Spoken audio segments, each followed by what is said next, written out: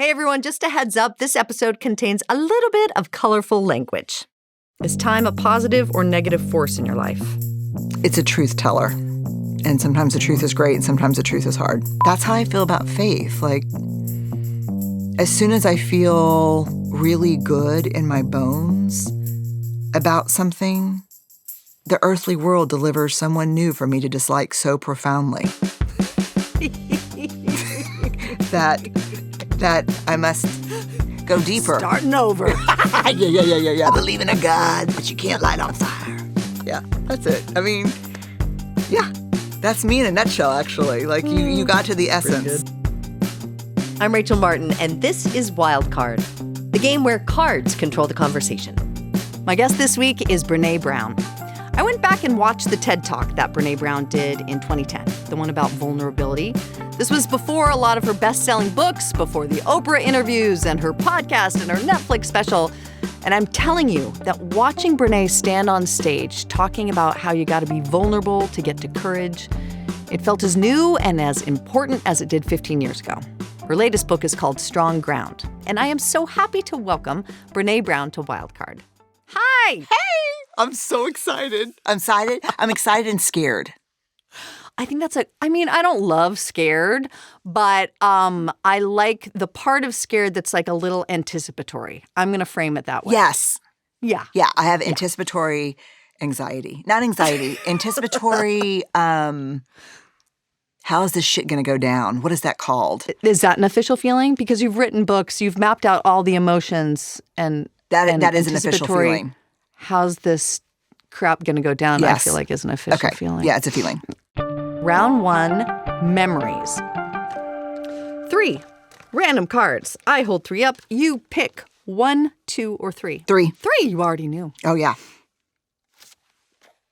Who did you eat lunch with in high school?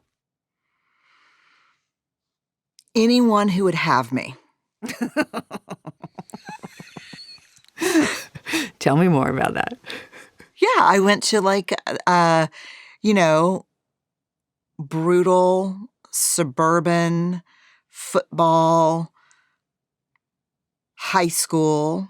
In Texas, we should say. Texas high school. Oh, yes. Even today, I will call the feeling that I get my sweaty palm tray holding feeling. Yeah. Like I've got the lunch tray. But I will say that this was the good news about, like, being my age, is my high school had a smoking section. Wait, what? Let's go. Well, yeah. For students? Yeah. I smoked Marlboro Lights. Yeah, and so I was either sweaty palmed with a tray, looking for the least horrible people in my high school, or I was in the smoking section with what we called the heads back then. I think I did not peak in high school. Yeah, I just survived high school. Yeah. And then I went to my 30-year high school reunion. Ah, did you? Yeah, by myself. I told my husband Steve, I loved him too much to bring him with me. And I went in. First of all, I parked, and there were probably 150 dually trucks, like the kind of pickup trucks that have 4 wheels across the back. Oh. And I was in there for 15 minutes before someone said something deeply racist in front of me. And I left. And it was such an interesting experience because, you know, when you're little and you see a stream and your memory of it as an adult is it's a river and it's huge. And then you go back and you think, I thought that was a gushing, I was so pleased. I was like, this shit was as bad as I thought. And every night from the time I was like maybe a junior, I spent a lot of time in the library. Smoking section library were the hideouts. If you could smoke in the library, to me, that would still be like heaven on earth. At my age, like if I die and there's a library with ashtrays, I will know I have done something right in my life. I don't smoke anymore, so keep your hate mail to I yourself. sort of believe you, yeah. Yeah. Although I will say last time I got my hair cut, I told the person cutting my hair, I want a bob, but I want a bob that makes you think I possibly smoke, not a sideline of the soccer field bob. And he was like, I totally get that. Okay. But I found a book in the library. I don't know what it was doing there. It shouldn't have been there. Called Birds of Paradise. And it was a book about Studio 54. And I'm pretty sure that was the name of it. Mm-hmm. And so from that moment on, I just had like a prison calendar countdown that said, I'm going to be in New York City in this number of days. I'm going to be in New York City this number of days -1, -2. Because you had it fixed in your mind that you were going to go there. And I was going to go to FIT, Fashion Institute of Technology. Yeah. Yeah. Like get the hell out of Dodge. 3 more. Last one in this round. Memories, 1, 2, or 3? 3. I like your style. What's a moment with a stranger that made you feel loved? I am pretty sure that I have escaped death every time I fly. I'm pretty sure we're not supposed to be doing that. And I continue to get on planes because I have to for my work. Mm-hmm. But I do believe it's death-defying every time. Mm-hmm. And so over the past 20 years, no matter who's sitting next to me, if the turbulence gets bad, mm-hmm. I will play the same game. I'm like, hey, I'm scared. And I was wondering if I could just talk to you for a few minutes. Mm-hmm. And they're usually like, sure. And then I say, what's your favorite type of food? You know, and they'll say Italian. I'll say, what's your favorite Italian? What's your favorite dessert? And I kind of just engage with them that way. Mm-hmm. And I don't know. I don't know if it makes me feel loved, but it makes me believe in love. Because I think if you put the person who I hate today the most, which will be someone around politics probably, in a seat next to me and we're going down, we're probably going to hold hands and pray. Yeah. Yeah. I mean, this is just what you have to do is think about people as people, as separate from all the other stuff. It's hard. One of my big things is to try to find the face of God in everyone. Mm-hmm. And mostly I see people and I want to punch them in the throat. And so it makes it really hard because you don't want to ever punch God in the throat. I mean, like, look, I can be irreverent, but no. Awkward. Awkward, yeah. I think it's just a weird reminder that in some really deep way we belong to each other. Mm-hmm. And everything else is kind of, I don't know. It's a weird deep thing. Are people mostly receptive when you're having one of those moments and you're like, I need to talk to you right now? Like, are they doing it reluctantly or are they're like, I get it? One time, generous with you? One time, one guy was kind of an asshole. Really? Yeah. Mm-mm. And it was helpful because in that moment I was like, Lord, deliver me from this earth and these people. You know, so he still helped. He just wasn't a willing participant. I was just like, yeah, okay. I get this it. This is my time. Take me to the promised land. We're going to pull back from the game. Okay. And talk about your book, Strong Ground. Congratulations. Thank you. So I want to understand, as a person who has written many books about leadership, about courage, about vulnerability and shame, and many, many offshoots of those ideas, when you called up your book agent and you pitched this idea, what did you say? I think I said, I want to write a leadership book about what I think we're going to need in order to navigate the future and the complexity and the uncertainty and the technology. Mm-hmm. When you're in the room with the folks who are developing and leading these platforms, what you hear over and over is, I don't let my children anywhere near these. Right. And Phone, yes. technology, social media. Yes. Right. And so I think what I'm trying to do is, in this tempest of uncertainty and complexity, technology, geopolitical instability and volatility, we need to find the ground. And we need to get really tethered in the ground, in our values, our thinking, our awareness. I mean, is that possible in a world that is transforming so quickly? I mean, it's not just like you're not trying to help people lead through fast change. It's like chaos. I mean, it is moving so quick, the pace of change in technology, in our lives, in parenting, in politics. How do you help people in these boardrooms? How do you get people to slow down when it doesn't feel like there is space for that? We don't know where the attribution of this quote, we don't know where it's from, but what the quote is that between stimulus and response, there is a space. And in that space is the power of choice. And in that choice is our growth and our freedom. And I understand right now that stimulus and response are just smashed together. Mm-hmm. I mean, that's how I grew up. That's how I was raised. And it's taken me a long time to run toward that elevator and just get a foot in before stimulus and response close. But it's the job right now, I think, of great leaders, I think in our families, in our own lives, to create a space between stimulus and response. Because I think without it, we will not have growth, and we will not have liberation, and we will not have freedom.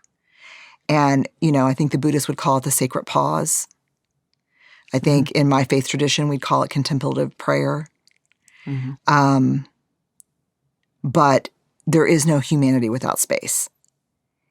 And the more things are swirling around your head and coming in fast, the deeper your commitment has to be to that space. It's definitely not de rigueur, though. I mean, you look at the leadership trends out there at the moment. It's not a welcome message in some corners of corporate America. There's some cultural headwinds against the message, I guess. I don't think in history of the world there has ever been meaningful, courageous change that didn't happen with a headwind. I'm not afraid of the headwinds. Mm-hmm. What I'm afraid of is the headwinds blowing so hard that people forget that it's just people like that show up every day and choose something different that changes the momentum. Yeah. So we're going to move back into the game. You up for it? Number 3. I'd made a commitment. I love the consistency. Oh, yeah. I love it. 3 new random cards, round 2, insights. You pick 3. 1, 2, 3. Here we go. How comfortable are you, Brené Brown, with change?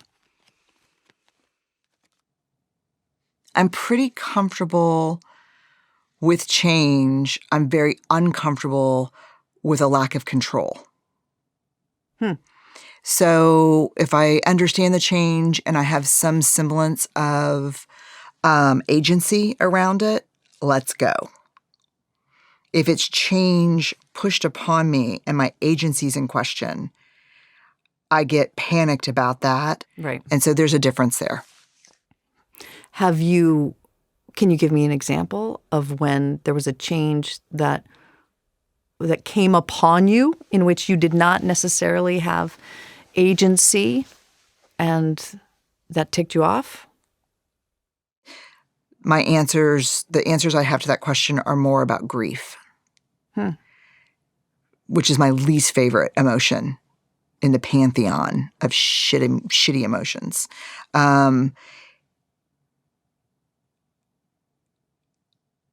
my children leaving for college.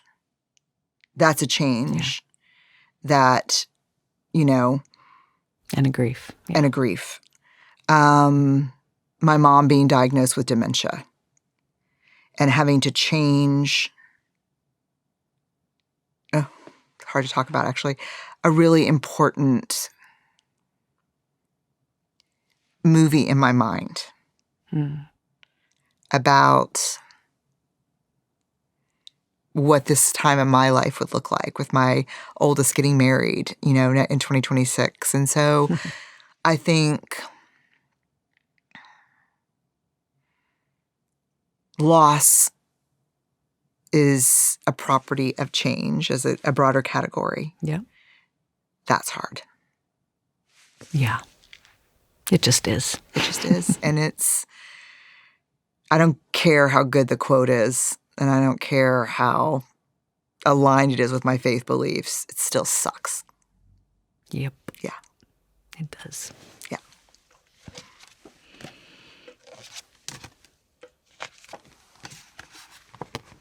You. Wait, no. Huh. Can I answer the question and turn it back to you? Sure. I'm super Whatever. curious. I'm not that into rules. I'm super curious how you would answer the question about change. I'm sort of addicted to it, actually. I'm like, I seek it out constantly. Okay, I love this. Say more. Which always, my husband's like, are we cool? Wait, say more. Let's paint the house. Let's not change, which I did just paint the house. But I do need, I am addicted to that moment of transition and possibility and potential. I love change. Really, getting married, having children, it forces the mind. It forces you to think about, I don't want to change this. I'm into this. It's hard. Parenthood and marriage are both hard things, but I'm into it and I want to stay in it. And so what is the depth that can come from that? And then it just means I have to find change in other places. I left a big job because I was like, I need change right now. And that's not serving me, to use the parlance of the day. And not to be flip, but I did just pay my house because I'm like, I need to change something. I need color. The world feels dark, and God, I want an orange door. Yes. Wait, I love this. So I'm into change. Woo. I'm loving this, and this is a hard move to stay in one place and go deeper. It is. Okay, I love this. I'm so glad I turned this on you. Okay. For my own benefit. But it's good. It's good. It's good. I'm into it. I'm into standing still. Okay, well, let's check. Where are we? Okay, we're in the second question in the second round. Insights, 1, 2, or 3? 3. When have you felt overlooked?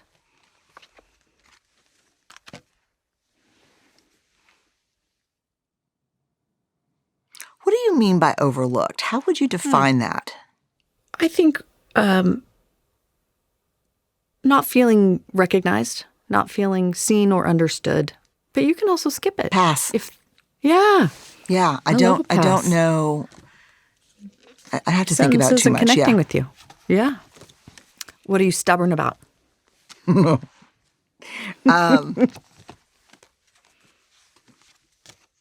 faith. Yeah. Mm-hmm. Stubborn is an interesting word to associate with your faith. Uh-huh.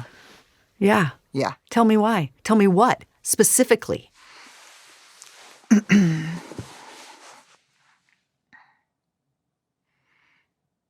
It's a stubborn love. Yeah. I get very frustrated with my faith.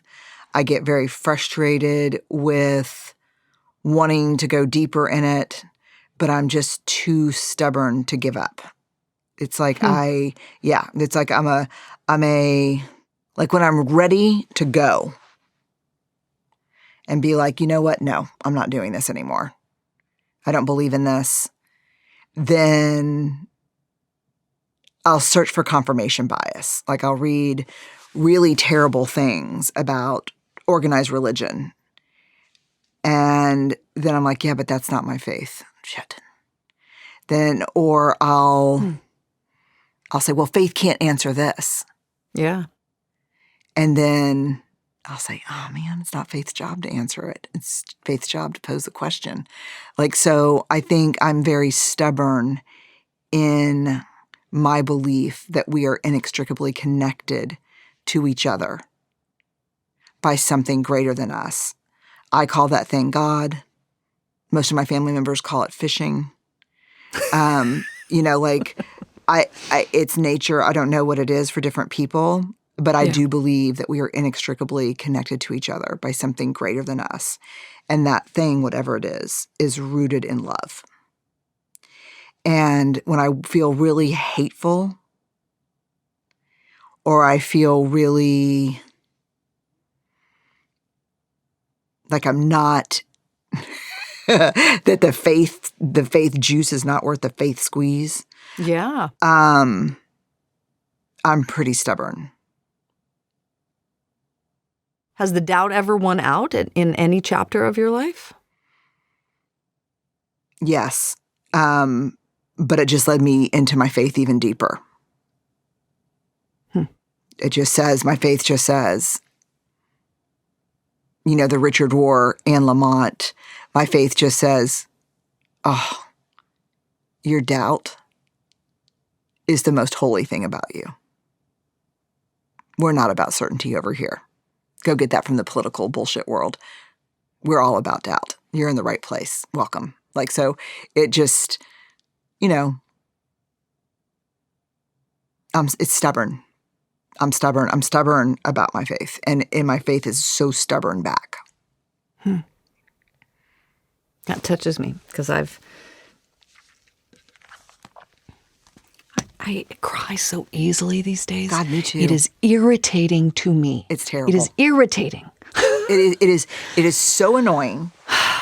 It is like so annoying. But I do understand it. It's like, I went to church for a long time and I only went for 3 reasons. Pass the peace, sing with people I can't stand, and take communion with people that I want to just knock their block off. And so everywhere I turn, there it is. I can't, it's so unrelenting. I've had a hard time getting over a lot of things that I have found difficult to reconcile in my spiritual inheritance, which is also Christianity. I think we should just say you would identify as a Christian? No, well, I would identify as a member of the Episcopal Church, which is code for something. I don't know what it's code for. I think it's code for, I don't know. I guess if you had to get really down to it, I'm probably, oh, am I going to say this out loud? Yeah. I'm probably like a mystical Catholic. Yes. Who prefers the church sans the guys leading it. But how do you separate that? I have a hard time separating a lot of things, and it's made me close the door on that part of my life, and I feel like some regret over that. I think it's clear. I think we all know that as history has shown, men with a lot of power are going to burn everything to the ground before it's over, and then we'll rebuild. And they just don't get my church. They can have the church. What they don't get is my relationship with God. Yeah. That's not burn-a-downable or whatever that word is. That's flame retardant. Yeah. Like the pajamas from the 80s. That said, that we put kids in and then it said, don't get close to a flame. I don't get it. But I think... Brené Brown, I can see the subtitle of the title of this podcast episode. Brené Brown's faith are like the flame retardant pajamas from the 80s. Yeah. Yeah. And she said it. while puffing on a Benson Hedges. Flammable. I believe in a God, but you can't light on fire. Yeah, that's it. I mean, yeah, that's me in a nutshell, actually. Like, you got to the essence. Pretty good. Okay, one more in this round. 1, 2, or 3. 3. What feels unreachable to you? Oh, my faith. God. Ah. That's my favorite part. Wait, that you never get there? Yeah. Well, that seems frustrating. No, it's like pickleball. No, it is like pickleball. It's like the pursuit of mastery. Like Sarah Lewis from Harvard, her book, The Rise, where she talks about mastery and how the thing about it is it's a curved line, because if you have the passionate pursuit of, if you're just into the passionate pursuit of something, it would be so devastating to get there. Like with pickleball, because I was a former athlete, and then I never thought I'd be able to have that identity again, in midlife. And let's be honest, like I'm in midlife, like, like a 10-year-old's a toddler, but like I'm like in like the final throes of midlife before they're like almost dead life or whatever comes next. But who thought I would ever be able to be competitive again and become a student of a game again and never want to stop playing because you never get there. Like that's a thing that I wish people understood about what's uniquely human, is the joy of mastery and the joy of pursuit. Like, haven't you ever wanted to solve a problem so bad and had so much, that process gave you so much that solving it actually came with kind of a wah, wah, wah. Like, okay. That's how I feel about faith. Like, as soon as I feel really good in my bones about something, the earthly world delivers someone new for me to dislike so profoundly. that I must go deeper. Starting over. Yeah. I'm starting over. Starting at 0. And so that's unreachable. I love it. Okay, so now we're at the last round, which is called beliefs. And these questions are about beliefs, but I feel like we already talked about some of those things. So it may come up again. I don't know. We'll see. We'll see what happens. The cards are in control. 1, 2, or 3? 3. Are you comfortable with being forgotten? Oh my God. You're like, forget me already. Yes. Someone asked me the other day, what do you want your legacy to be? Yeah. I was like, wait, I'm going to be dead. Yeah. I've spent my whole life working to not care what other people think about me. Yeah. And you want to know what I want them to think when I'm dead, and that shit is not even going to come up on my radar? Like, no, I do not care. You know why? The only people that truly, truly know me and see me, Steve, my kids, my sisters, some of my close friends.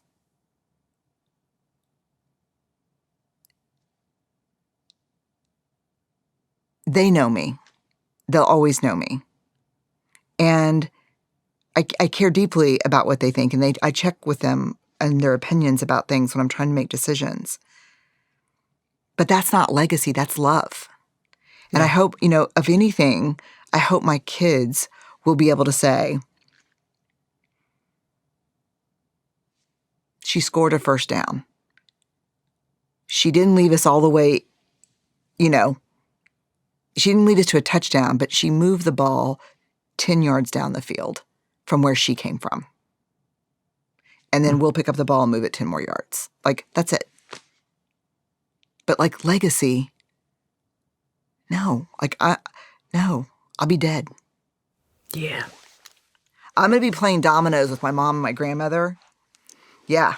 And guess what else I'll be doing while we're playing dominoes? Smoking a damn cigarette. I'll be smoking a damn cigarette. I'm going to stay sober in heaven, I've decided. I just worked too hard for it here. Like 28 years, I'm not going to go there.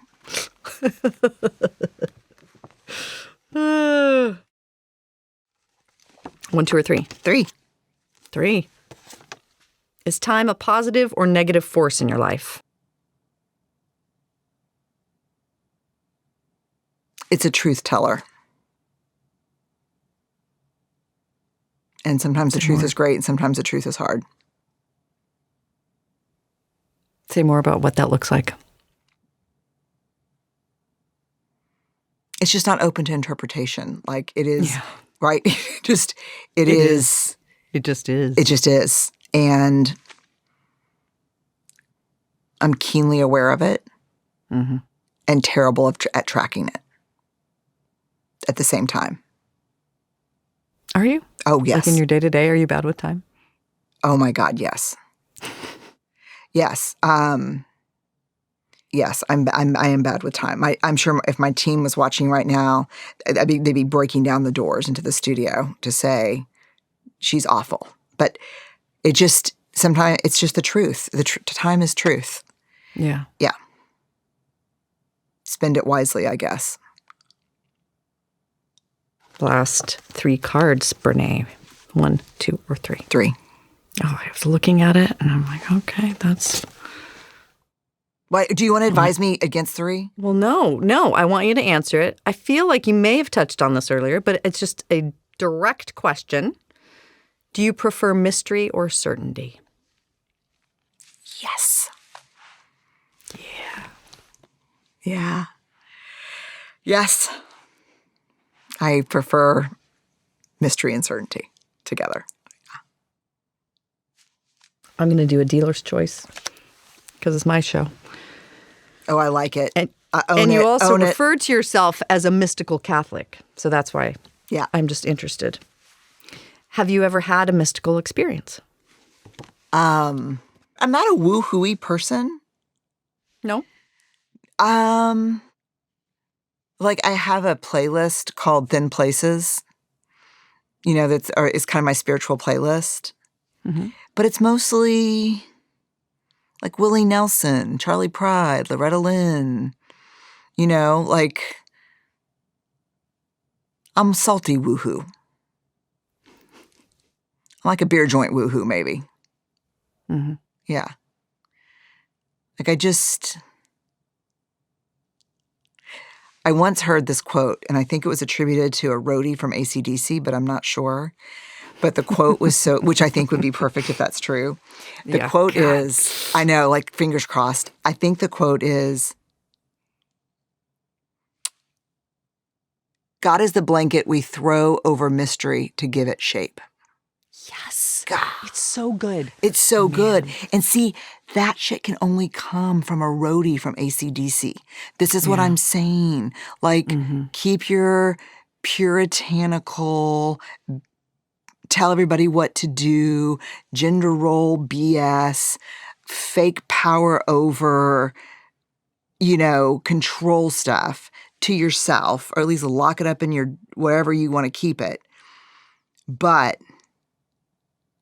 if you really want to get to the heart of it, you got to look where things are kind of messy and gritty and dirty.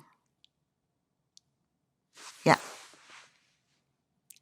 I'm into a rock and roll Jesus. We end the show the same way every time, with a trip in our memory time machine. Mm-hmm. You revisit one moment from your past. It is not a moment you would change anything about. It's just a moment you would linger in. You would like to linger in a little longer. What moment do you choose?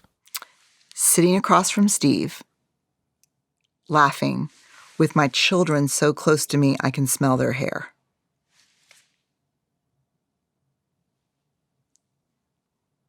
Mm-hmm. Yeah. How many of them are in college now? Both. Both gone. Yeah. Restructured nest or some BS thing you're supposed to say to feel better about it. But they come back. That moment Yes. exists in your present and will in your future. And they like to hang out with us. Mm-hmm. That's how I got through the individuation part. Is I said, if you want them to boomerang, you got to watch your step right here, Brené. Like, let them go so that they come back of their free will. Yeah. And a good restaurant helps. When you're paying. When you're paying, yeah. Brené Brown, her latest book is called Strong Ground, The Lessons in Daring Leadership, the Tenacity of Paradox, and the Wisdom of the Human Spirit. Thank you so much, lady. Thanks for having me. So fun. If you like this episode, please leave a comment and let us know. You can also follow, subscribe, or like us to get more from Wildcard. And if you want another conversation like this one, definitely check out my conversation with author Elizabeth Gilbert. The Eat, Pray, Love writer reflects on her new memoir, All the Way to the River. And she truly is the embodiment of vulnerability in a way that I know Brené would really appreciate.